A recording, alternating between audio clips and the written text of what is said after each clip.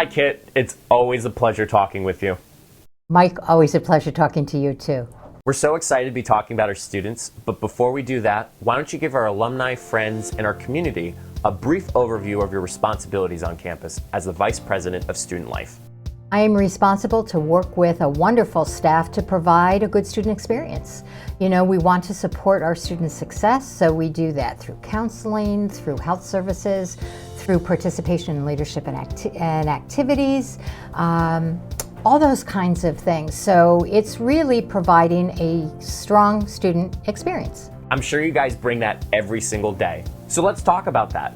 Before COVID-19, what were some of the opportunities a student had when they committed to Misericordia? Well, when students come to Misericordia, there's always lots of options, right? We have, I think we're up to 39 or 40 clubs on campus, so students always have the opportunity to do that. They can be RAs, they can participate in all kinds of fun face-to-face activities. Orientation, you know, we do a summer orientation. We do a 4-day orientation before classes begin.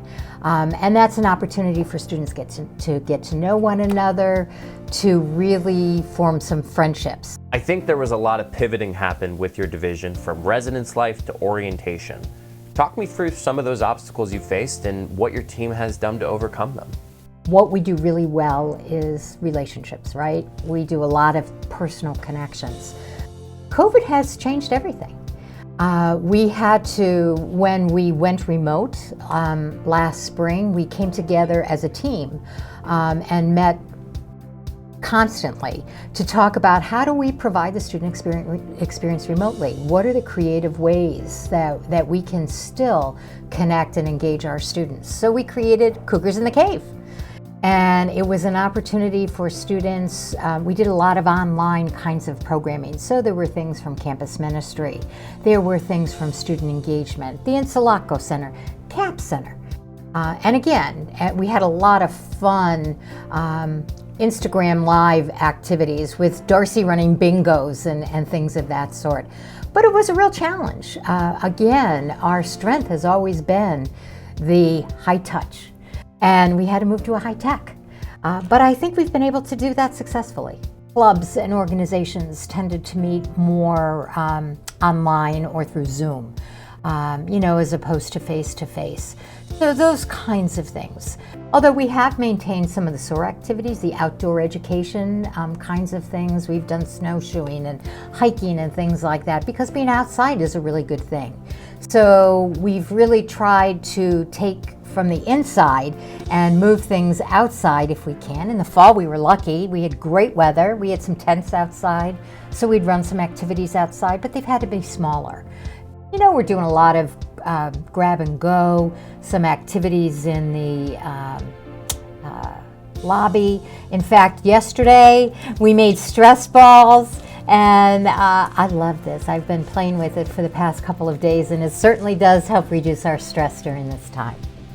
I might have to get myself one of those, Kit. It's great. It's the best stress ball I've ever had. Now, Kit, speaking of stress, such as hardships, what would you like to share with alumni, parents, and friends who are considering supporting Misericordia? Or can you share why individuals should consider supporting financially? That's a great question, Mike.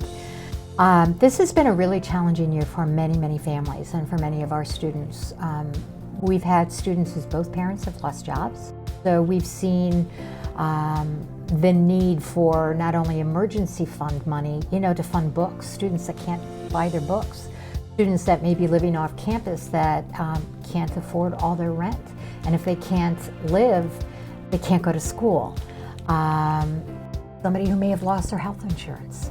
You know, so how do we help them get some health insurance? So those are all the kinds of things that I've been working with students this year to really try and help them so they're able to stay in school and be able to graduate and become a Misericordia alum. You know, one of the many proud. Thank you so much for joining us today, Kit, and thank you for all the stewarding you do to enhance a student experience here at Misericordia. Mike, it's been a real pleasure. And, you know, a hello to all our alums.